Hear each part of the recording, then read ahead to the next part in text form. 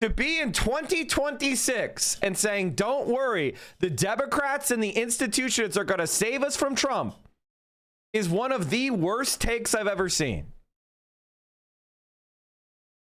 If you're going to be a leftist, you need to understand that leftists require every single petition to be filed, every single procedure, every single appeal to be exhausted, every single election to be, canceled. Like, everything has to be tried. All right? We're not going to do any violence, and they still won't do violence. Violence will have to be done on them first. It'll have to be clearly unfair and unjust. You just have to accept that we are going to have to go through these processes. We can't skip a step. And welcome to being a leftist. You're going to see, oh no, Donald Trump is setting the troops on standby. Oh, like, that's just the way it goes. Regular people, liberals, leftists,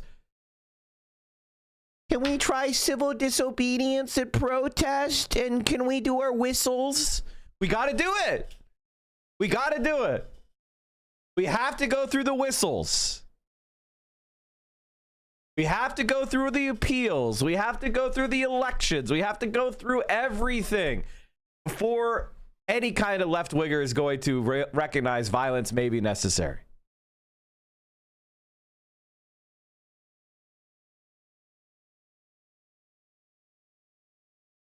That's the way it goes. And that's not bad. That's good. I like being on the good guy side, but the good guys are dumb.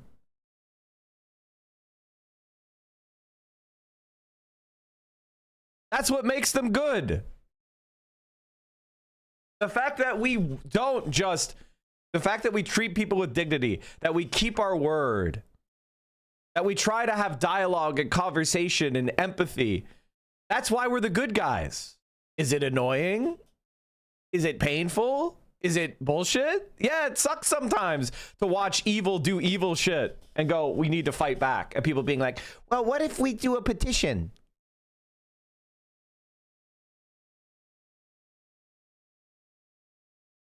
That's what being the good guy means. But a lot of right-wingers and a lot of evil people mistake kindness for weakness because they're only kind when they're weak.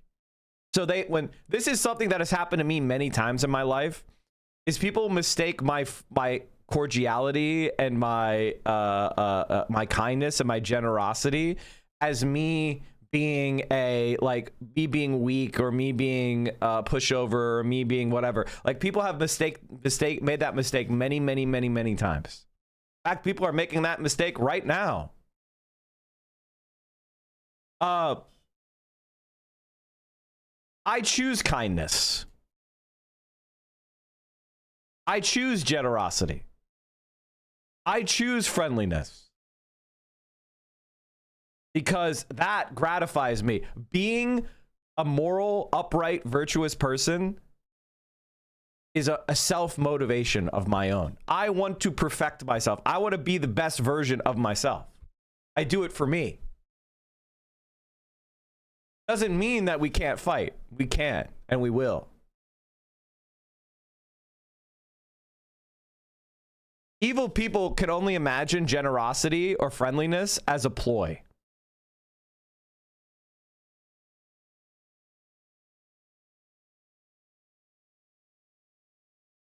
This game theory problem will change the way you see the world. I talk about this all the time. I talk about the prisoner's dilemma all the time. In fact, I already have my strategy in the iterative prisoner's dilemma is called the grudger. The grudger is a type of cooperator that is successful in iterative prisoner's dilemmas where there is a very high level of assholes or betrayers. When there is a very high level of assholes, when there's a lot of betrayers, there's a lot of scum, the best strategy is to be a grudger. And what does that mean? It means that I cooperate, but if you fuck with me once, I hate you for life. And I never forgive. Now, in a society that has a lot of cooperators, the actual best strategy is called the copy kitten, which is a cooperator who forgives once, who will forgive people for betraying them, and then try to cooperate again. But if you keep betraying them, then they finally push back. So copy kitten actually is somebody who fights back. Don't let the name fool you. A copy kitten is somebody who fights back, but they also forgive people. The worst strategy in the prisoner's dilemma is what I call the Nancy Pelosi strat, which is the always cooperate. The Nancy Pelosi strat, or the Democrat strat, is the worst strat. If you never, ever, ever fight back against evil, you will be exploited.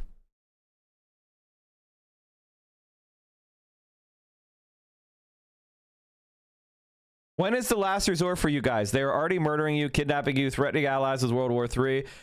The answer to that question is everybody thinks that we're going to have midterm elections in November where we're going to be able to take power, at least part of the federal government, away from Donald Trump, and then he'll be a lame duck. That's what liberals currently believe. And you're not going to convince them that it's not going to happen until November. Sorry, but I'm just telling you, the reason why people are not fighting back is they believe they have a system in place to check Donald Trump, and it's the midterms. So until the midterms are disrupted or stopped, people are not going to fight. I just want you to understand that.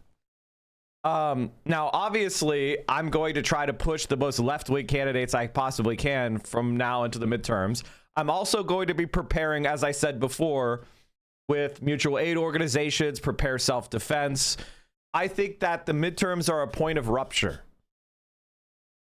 So I don't have faith that the midterms are going to go off well.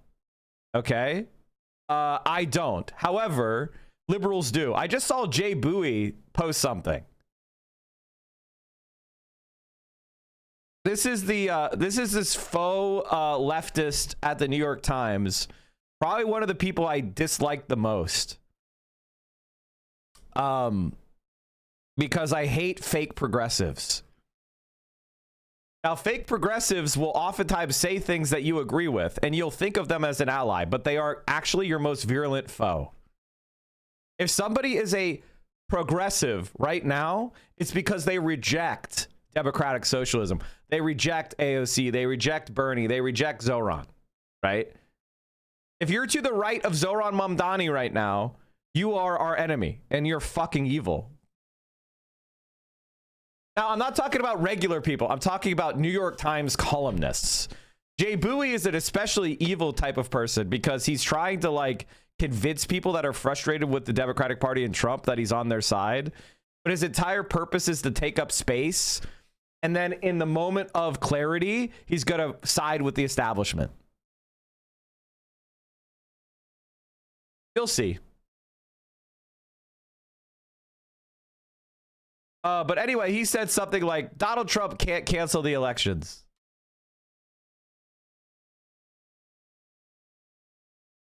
And he was explaining, let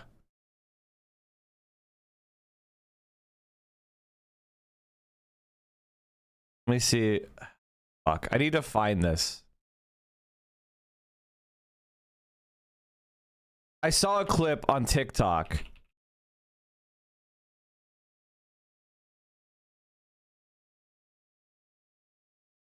I have a little fact for you. It's a history fact, of course. We deal in history. Earlier this week, President Trump sat for an interview with Reuters where he said something interesting. Asked about the upcoming midterm elections, he said, and I quote, "It's some deep psychological thing, but when you win the presidency, you don't win the midterms." He then boasted that he had accomplished so much that, when you think of it, we shouldn't even have an election. We shouldn't even have an election. Later, at a White House news conference, a reporter asked Carolyn Levitt if this was something that he was seriously thinking about, and Levitt said no, it was a joke. The president was simply joking. He was saying, we're doing such a great job, we're doing everything the American people thought, maybe we should just keep rolling. But he was speaking facetiously. Of course, those of us who have been following Trump for a while know that he will often float something insane as a joke and then back off of it if there's pushback, but lean into it if there's not. He says, you're not going to be a dictator, are you? I said, no, other than day one. With that bit of intro out of the way, let's talk about the objectives of this video. Now, my goal with this YouTube page is not just to give you my takes, but also to try to explain things about the American system of government and about American history. These are things that I care about. These are things that I think I'm pretty knowledgeable about. By the way, chat, I have what's called the 65% of Americans theory. The 65% of Americans theory, this is my theory. So if you ever hear anybody saying it, or 2/3, 65%, whatever, this is my theory. 65% of Americans are normal. 35% of Americans are batshit crazy or stupid.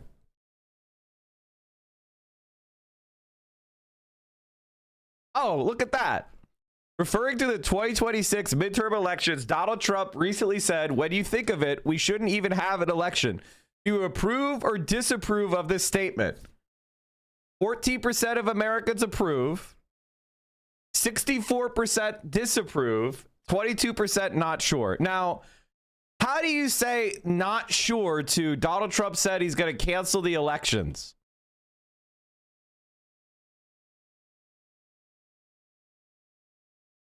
You're stupid is the answer.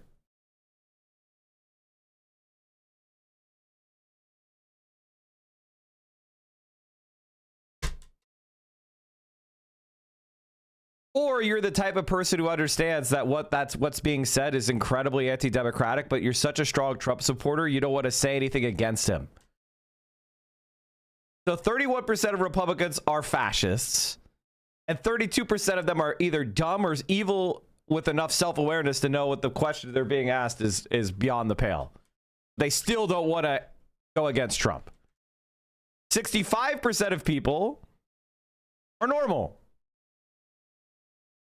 Bob Altemeyer's research on North Americans validates your 2/3 theory. The reality is that a third of us just need to be left behind. Like that's really it. Like it's not that they need to be killed or anything. It's just I don't give a shit what they think, and they never will have good opinions. So why are we bothering? You know what I mean? Like I don't give a fuck what they think. New Taylor Lorenz on Billionaires. Okay, we might have to watch that. It seems like a banger. All right, let's go back to making fun of Jay over here. All right. He wants you to know Donald Trump can't cancel the elections. There's always more to learn, and I want to do as much as I can to share some of that knowledge with y'all. And so Trump, speaking about canceling the midterms, is an opportunity to talk both about the presidency and its powers and the American system of elections, which is often quite opaque, I think, to most people. And we're going to talk about these things with an This is like the perfect video for liberals.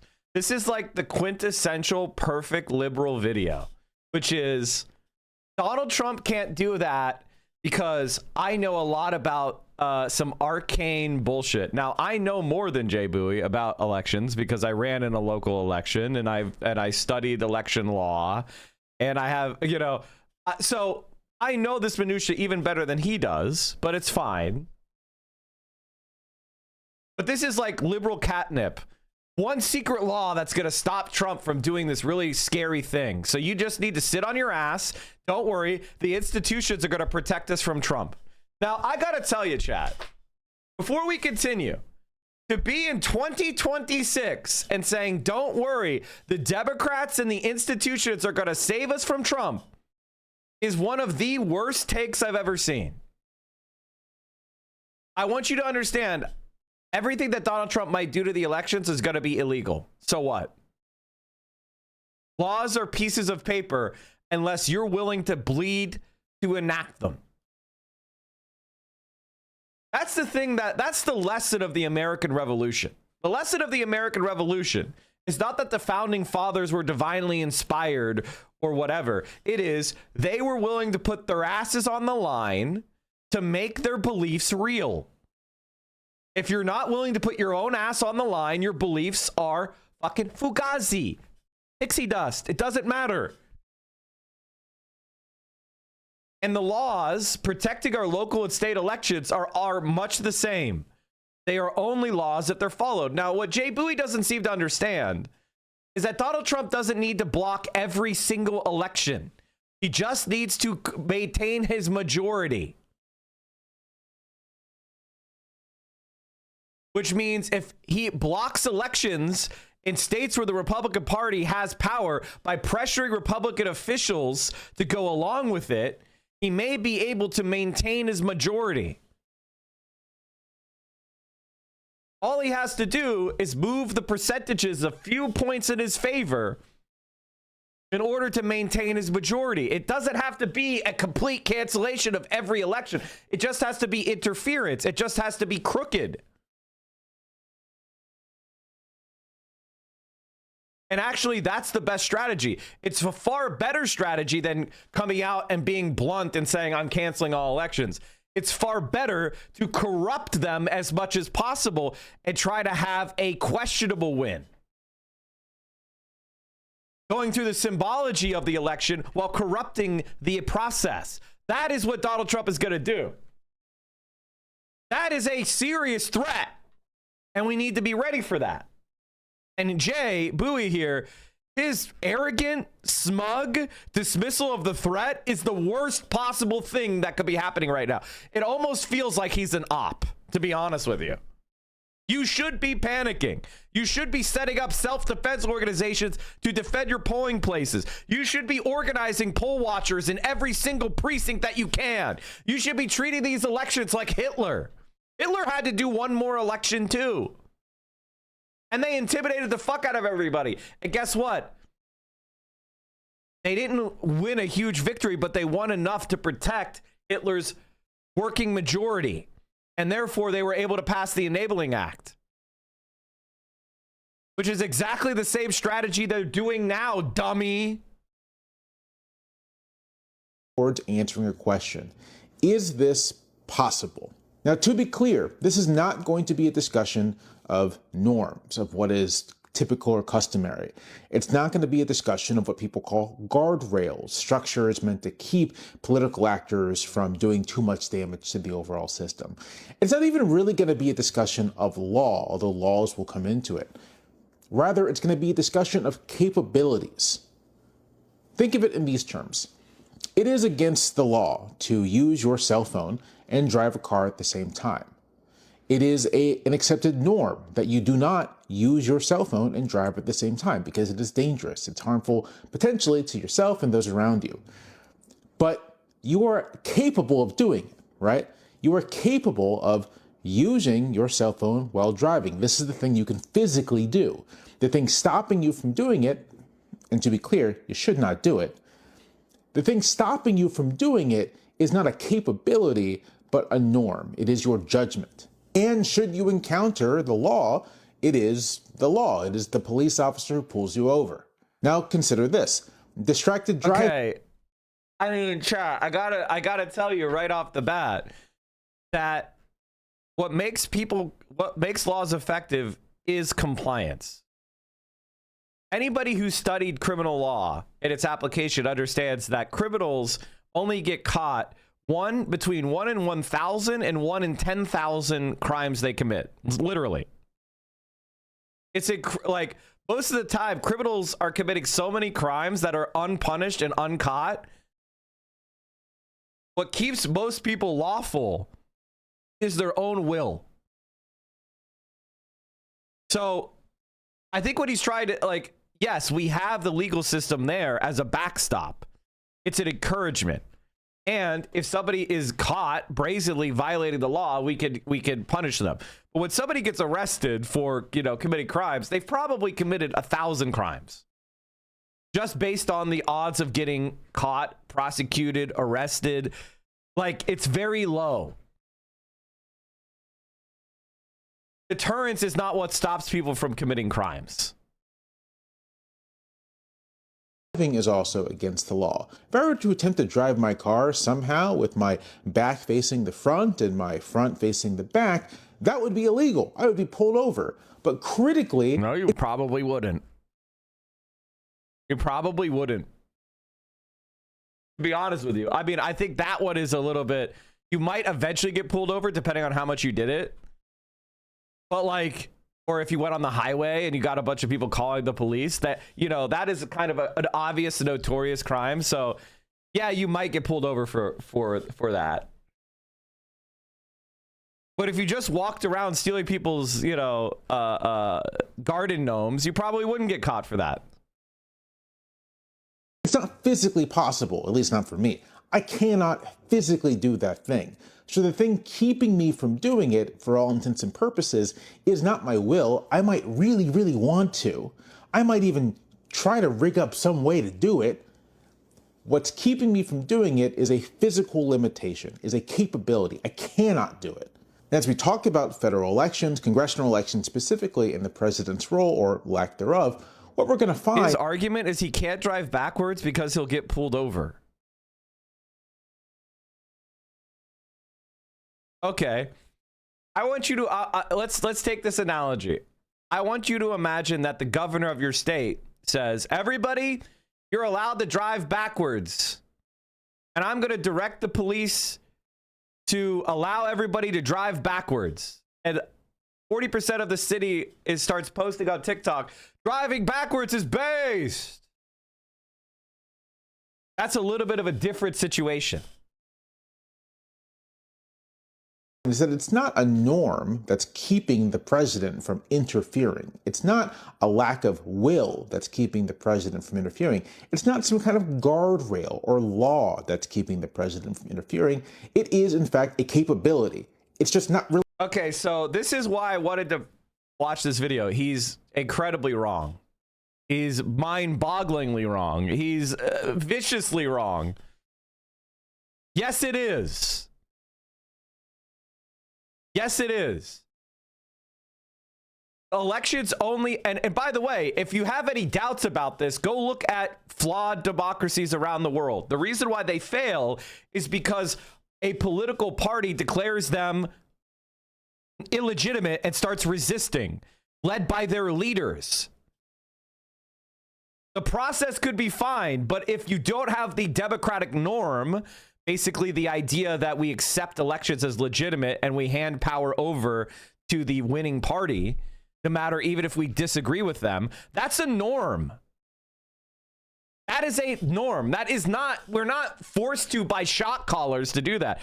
You certainly could break off and declare the elections to be invalid and start organizing your people to resist. And that's what people are worried about, Jay Bouie. They're worried about Donald Trump pressuring the Republican Party to resist the election norms. What are you talking about? A thing that can be done. Or if it could be done, it requires a level of logistical and operational complexity that would challenge even generals in the field, marshaling armies to fight wars.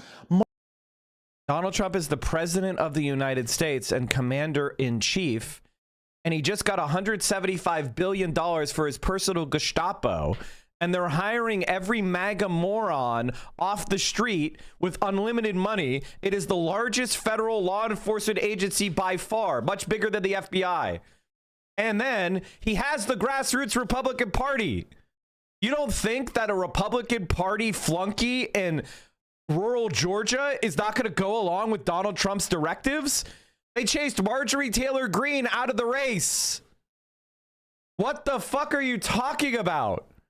Of course he can. Of course he can tell Republicans to do it. And the only thing that'll stop them is norms. Much less a decrepit, aging, 79-year-old dilettante who happens to be the president of the United States. With that in mind, let's begin. Article 1, Section 4 of the U.S. Constitution says as such: the times, places, and manner of holding elections for senators and representatives shall be prescribed in each state by the legislature thereof. but the Congress may at any time by law make or alter such regulations, except as to the places of choosing senators. Now, the first thing to note is that the president doesn't show up anywhere in this. The Article 2 of the Constitution deals with the presidency. The president doesn't show up here, neither does the executive.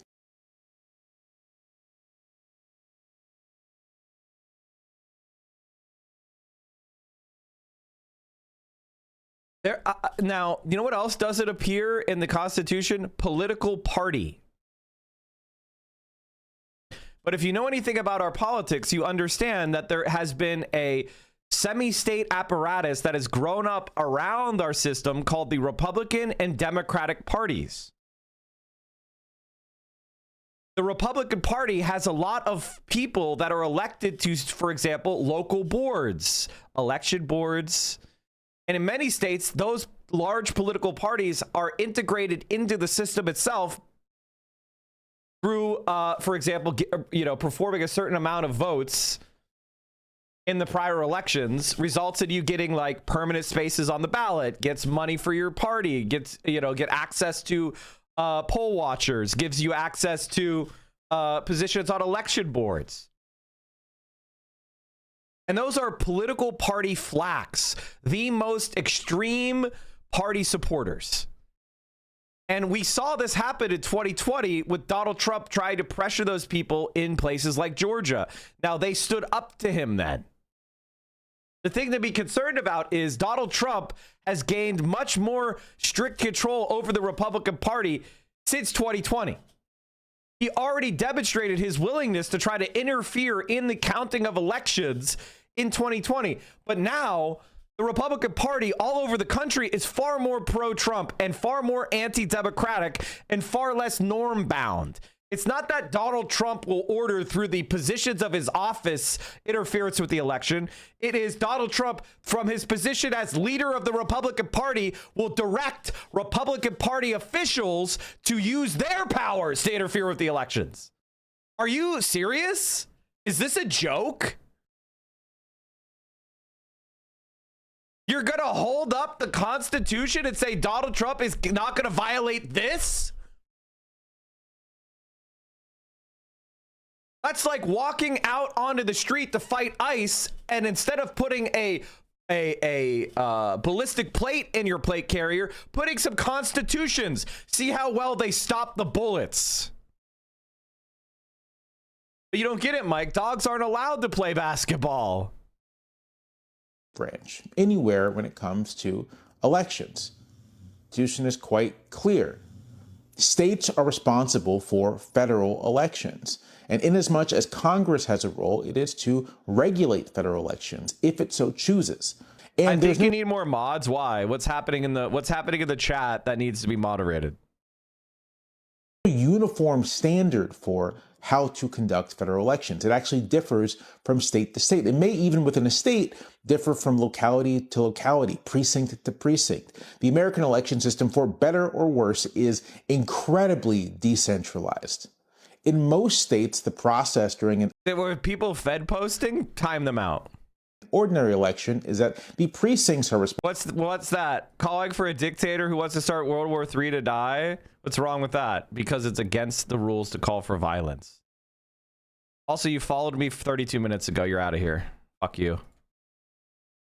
Responsible for taking care of the machines, tabulating votes, and then reporting those votes to either sub-regional places or to the centralized state agency responsible for counting ballots. For something like a midterm election, for these district-based elections, it's more likely that it's going to be tallied within the district and the final results reported to the central state organization, the State Board of Elections or State Secretary of State's office, or whatever it happens to be.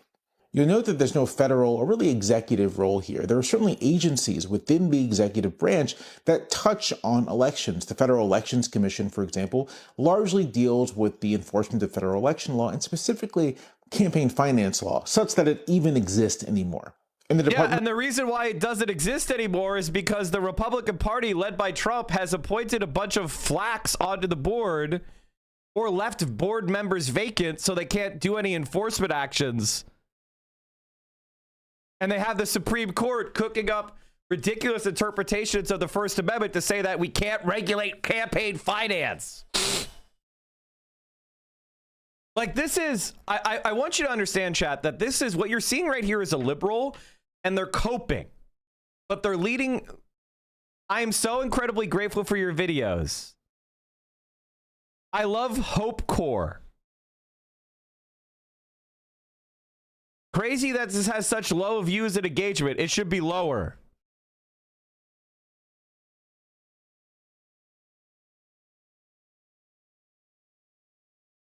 This was so helpful for my anxiety. Basically, what Jay Bouie is doing is telling liberals, don't worry, the guardrails are going to hold. He specifically said, oh, it's not guardrails because the president doesn't have power over elections. I mean, I want you to understand that there's never been somebody who's... how can you not see how stupid that is? Donald Trump doesn't have the power to annex Greenland, and yet here we go. He's putting tariffs on Europe. Justice is empowered to investigate voting rights violations, although, again, there's not much investigating happening under this administration. But in terms of proactive influence on the conduct of elections, there's not a federal role. That's the states. I think this is one of those things where not only is it wrong, this is actually what I like to call virulent stupidity. Now, stupidity comes in a lot of forms, right? And we can recognize it when it's like, I think vaccines caused my cat to have autism. Like, you know, we can recognize that as stupid, right? And you go, haha, that guy's an idiot. But this is a more dangerous version of stupid, where this guy is approaching our political reality like you can figure it out from reading the Constitution. And superficially, it seems like, you know, he's not wrong that it doesn't say in the Constitution that the president has any influence on elections. He's totally right. That's true. The Constitution doesn't say that, but it's irrelevant. It's a non sequitur. It doesn't matter. The president is also the leader of a political party. As I said before, political parties are not mentioned in the Constitution. And yet political parties dominate our politics. So Donald Trump, the president of the United States, therefore the leader of the executive branch and all law enforcement agencies, can direct them through his executive powers to do all sorts of shit that are not contained within the black letter law. And not only that, he holds influence over every Republican elected official because he's, you know, the president and the leader of the party and the unabashed thought leader of the Republican Party, meaning what he says Republicans agree with. Have you ever talked to a Republican? The number one thing about what makes a Republican is they defend whatever bullshit Donald Trump says.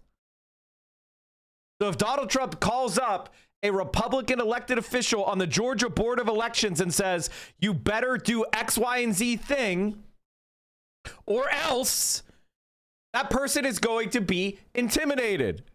And whether or not they comply will be based on a fluke of history and how important they think democratic norms are and how well they can withstand the death threats that are surely going to come their way, if not actual physical threats. And this is where Jay Bouie is disarming the resistance. That is his function, disarming the resistance. You should recognize that Donald Trump has intent to interfere with the elections. That's why he did the gerrymandering shit, right? The gerrymandering shit is a violation of norms. It's not prescribed in the law, but everybody recognized, hey, we'll draw the districts once every 10 years. And then we'll leave them. Donald Trump is redrawing them to do mid-decade gerrymandering so he can get political, undemocratic results, meaning he'll win more seats than he really should proportionate to the votes. That is a violation of our constitutional norms. And the effect of that is to make our system more undemocratic so he can seize power using the thin veneer of legalism. Oh, I'm not allowed, I'm not expressly forbidden from doing it, therefore I should do it. Donald Trump's policy. That is a violation of democratic norms that are necessary for elections to actually work. In order for elections to actually work, and this is basic political science shit, by the way, chat. So this is, not only is this wrong, this flies in the face of basic political science thought. In order for a democracy to function, the parties that lose must accept the legitimacy of the election and the power being held by the winner of the election. If the losers of the election reject the legitimacy of the elections and of the party that is won the elections, that's how you get civil war. Donald Trump is saying he rejects the legitimacy of elections won by Democrats. Republicans are saying, I'd rather not have elections than have an election won by a Democrat. That is setting us up for civil war, period. That's what it means. And in order to prevent that, we have to reinforce those norms, or we have to establish deterrence against Trump and the Republican Party so that they feel like, oh, it's a bad idea to do a civil war. It's a bad idea to interfere with the elections because my ass will be fried if I try. What you're saying is, don't worry, the systems are going to be fine because Trump doesn't have illuminated powers in the constitutions to interfere with the elections. Are you brain dead? Comes to the counting of ballots. That's the states. And again, that's really the localities, the precincts. Let's say that we're talking about elections for the House to keep things simple. And let's say that we're in my great state, the Commonwealth of Virginia.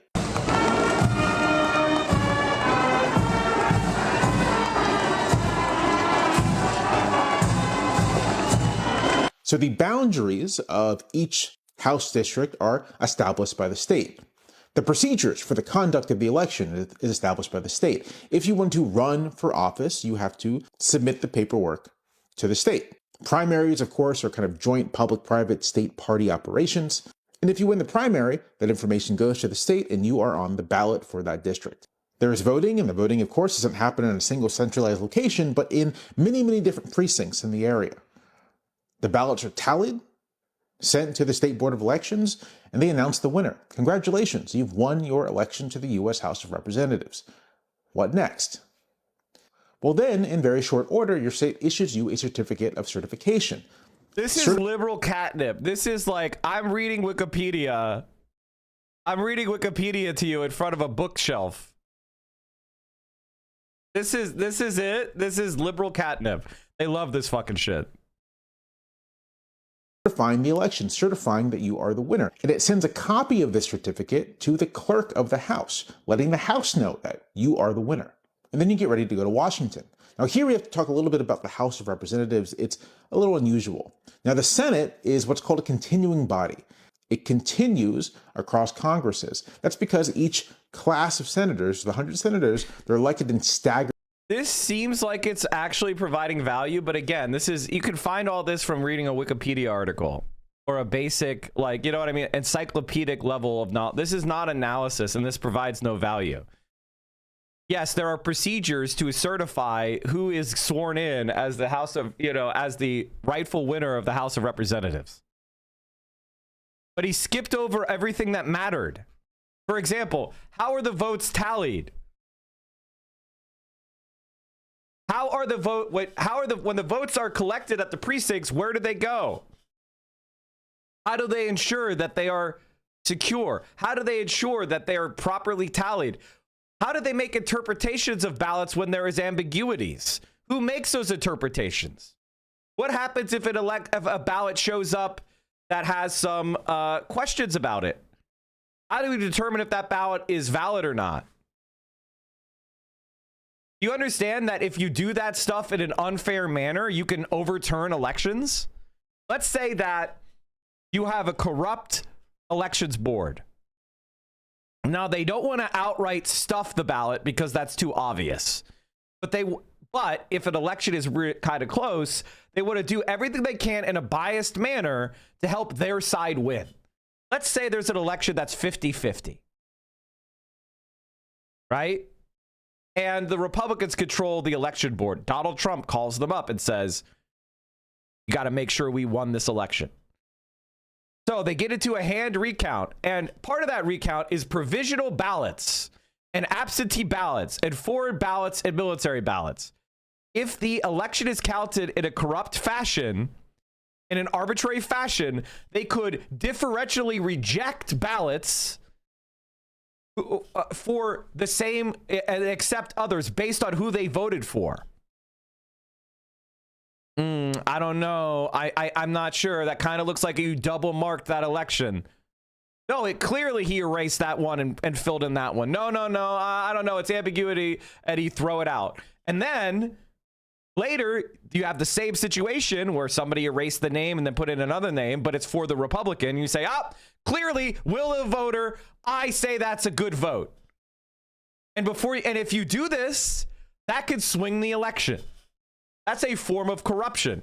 Now, from the perspective of everybody out here, all you can see is, well, it looks like he won 70% of the absentee votes, and that was just enough to get him over the finish line. That's happened before. That's happened legitimately before. And if you do stuff like that, if you do subjective things and you all do them in a biased fashion, you can change the outcomes of elections. What if, for example, mail-in ballots are overwhelmingly Democratic? Well, Republican states will just go, I don't know, there's problems with those mail-in ballots, and they start throwing out mail-in ballots en masse. That would be seen prima facie as a problem with the method of voting, but they're doing it because it would cause a differential in the voting outcome. There's all sorts of things you could do to cancel elections. Or I'll give you another example. This precinct had 99% of the people vote for a Democrat. That sounds like fraud to me. That happens all the time, chat. There are precincts where every single person votes for a Democrat in big cities. That happens all the time. If you start throwing out those precincts and say, that sounds questionable to me, and you start throwing out precincts that go 100% for the Democrats or 95% for the Democrats, that starts taking big chunks out of their lead and makes them unwinnable in statewide elections. There's so many things you can do if you have corrupted the local election boards to swing elections and win elections you shouldn't have won. And when we have a country that's relatively evenly divided, especially with all the gerrymandering, maybe Virginia is run fair. Maybe they run Virginia fair. Everybody who wins their election legitimately in Virginia wins. But in Texas, they don't run it fair because that's run by the Republicans. The Republicans are very much more likely to win the majority if that's the case, because Democrats need seats from red states in order to have a majority. There's not enough districts for them to fairly win just relying on blue states. They need blue districts in red states. If red states interfere with their elections, then Donald Trump and the Republicans can win with as little as 35-40% of the vote. Classes. So for any given federal election, only some of the senators are up for election, about a third of them. The House is not a continuing body. The House reconstitutes itself after every federal election. The Texas Secretary of State decertified a huge blue county because of abnormalities. That's exactly what I'm talking about. That's because the entire House is elected every 2 years. What that means is that at the end of a Congress, okay, let's say the midterms are obviously corrupted. What happens then? What do you think happens then? People like Bouie are going to say, well, Donald Trump's policies, I guess they're just popular. I guess we need to accept it. He has the Democratic legitimacy. You know, I don't like it, but it would be anti-democratic to not support Donald Trump.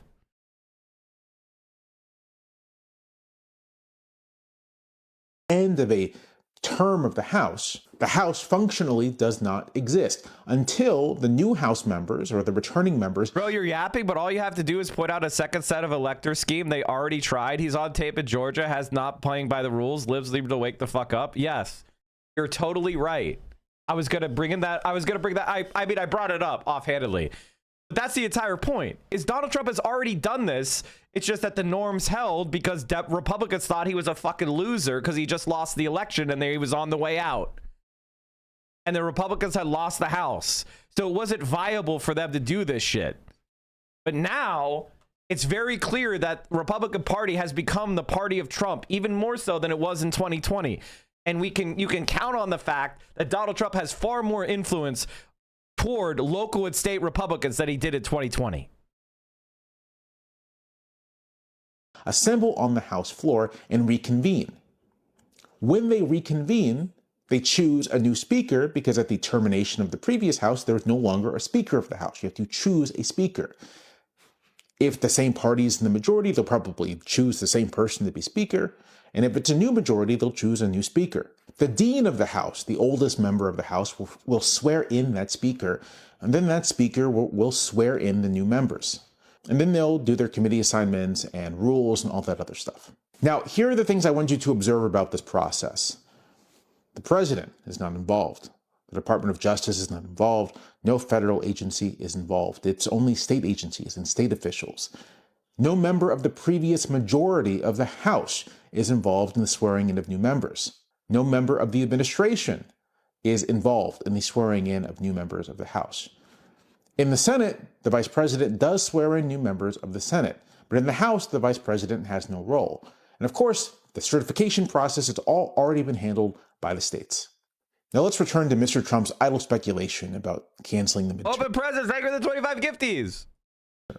Set aside thoughts of, again, norms or guardrails or anything. The thing you need to ask yourself and think about is what is the mechanism he's going to use to do it? Because the executive branch, and really the federal government, doesn't have an avenue. It is the person trying to drive their car backwards. Maybe with immense effort, it could potentially do something. But in practice, in reality, knowing what we know about this president, it requires a colossal stretch of the imagination. Essentially, you'd have to imagine a different person to think that they'd even begin to have any idea how to go about this.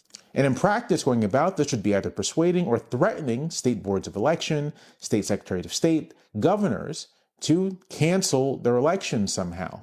But again, remember that at the end of a House, or at the conclusion of a House term, the House kind of doesn't exist.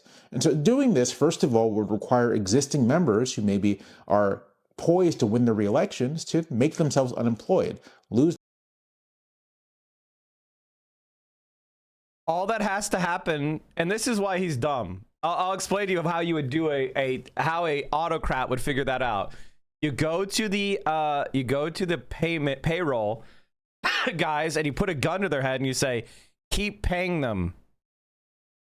Keep paying these House members.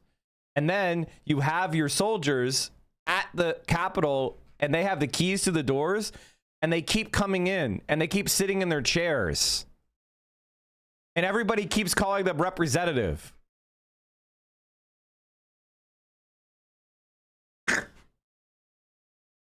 What does he think there's like magic? Like, oh no, they didn't do the election. Oh no, the shield over the House, the magic shield over the House of Representatives is breaking down. No, they just keep getting called representatives. They keep getting keep showing up. They keep getting paid.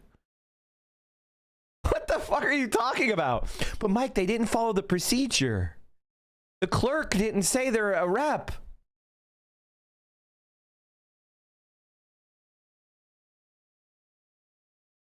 That's against the rules. God's going to come down and smite them. Bro, first of all, you skipped over the most important part.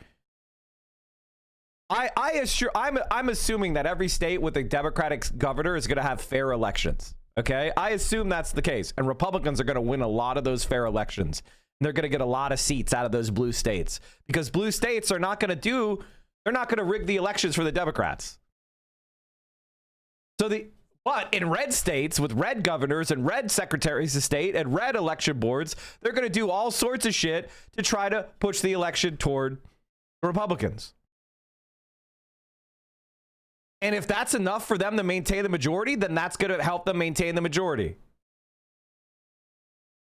If it looks at It depends on how popular the Democrats actually are. It depends on how the elections actually turn out. I happen to think that 65% of people are done with Trump.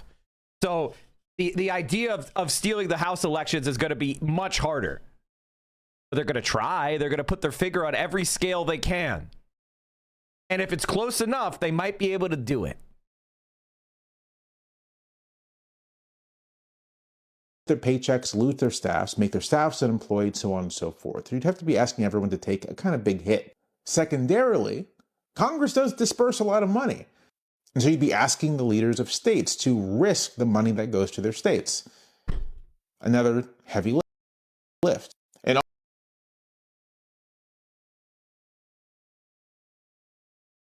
in what way would it be risking their money? Are Democrats going to not pass a budget? Chuck Schumer is standing next to people who called the CHIPS Act communism as they celebrate some fucking ribbon cutting. And he's screaming, we're not doing that. We're doing bipartisanship. What the fuck are you talking about, liberal? What delusion is this guy on? Although there are many state leaders who seem to be quite what a schmuck. Pliant to Trump, when he asked them to do something that they feel is against their interests, such as when he asked Indiana Republicans to redistrict their states to help him out, they refused. They felt that this wouldn't be in their interest. And consider this. Imagine a world where all the red states do it, but all the blue states don't. A quorum in both the House and Senate depends on the number of seated members. If there are vacancies, they aren't counted in the quorum. So if Republicans were to opt out of the election, you would just have a Congress run entirely by Democrats. And while we're talking about this in the context of Trump being the singular actor, the only person with agency, the fact is that other people have agency. Elections are a powerful civic ritual in this country. We held elections during the U.S. Civil War, 1862 and 1864. Elections. Lincoln campaigned for the presidency in 1864. We held elections during the Great Depression. We had elections during the Second World War. This country likes to hold elections. People expect elections. Right now, lawmakers... That's called a democratic norm. It's called a democratic norm. He's like, it's not norms and guardrails that are going to keep it on the tracks. And then he just lists the norms and guardrails. Their fundraisers, their allies, everyone is preparing for election. What Jay Bouie wants you to know is that Donald Trump will never exceed the powers of the president in the Constitution because he can't. It says so in the Constitution. Even, in fact, the president is preparing for elections. And so in addition to the logistical and operational complexities involved here, the real difficulties, the lack of a mechanism, you'd also be asking many, many, many people, not just to act against their self-interest, but to abandon what is probably the single oldest civic ritual in the United States. And you'd be asking people to do this in the face of... okay, I gotta stop watching this video because it's actually so bad that I can't even continue watching it. Because I feel like at the end of the day, he's going to fall back on the idea. He's like, well, I was talking about a complete suspension of all elections. And it's like, Donald Trump is probably smart enough to not do that. Because that would be so obviously unjustifiable that everybody in the world would be barking mad. But what Donald Trump will do is corrupt the elections, which he's already been doing. Why do you think they're redistricting in the middle of the fucking... session? And Democrats, for the first time in history, actually responded because their own jobs were on the line to counter that by gerrymandering California. It looks like Virginia as well. That would have been unheard of 2 years ago, but now it's happening. So what Jay Bouie is saying, oh, that's unheard of. That's not in the Constitution. Democrats are doing right now to seize power. Thank fucking God. Donald Trump already tried to send a fake slates of electors in 2020. The idea that Donald Trump is not willing to interfere with the elections in such a way as to corrupt them is absolutely batshit crazy, and it's insane to think the Constitution is going to hold. Ultimately, I brought that video up, chat, because I wanted to make one point, and I gave him way more time than I should have. Liberals are not going to fight or not be ready to fight until the midterms. They're all fixated on the midterm. So we have processes and procedures that have to be gone through before fighting and resistance is going to become necessary. Because the liberals will be like, you're interfering with our elections, you're interfering with the procedures, you're interfering with the process, and they will not join in to a resistance against ICE unless and until the midterms or all other avenues are fully exhausted. That's what you need to recognize about liberals. All right, chat, on to the next story I wanted to talk about today.